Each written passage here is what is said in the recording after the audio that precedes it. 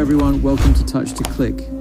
In today's video, I will show you how to do a reverse image search on Google so you can easily find the source of an image or discover similar pictures online. Now let's get started. Step 1, go to images.google.com on your web browser.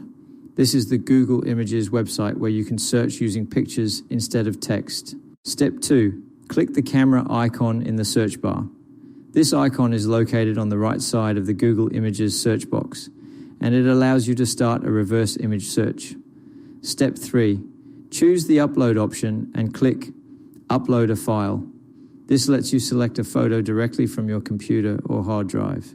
Step 4, you can also use the drag and drop method. Simply drag an image file from a folder on your computer and drop it directly into the Google Images search box.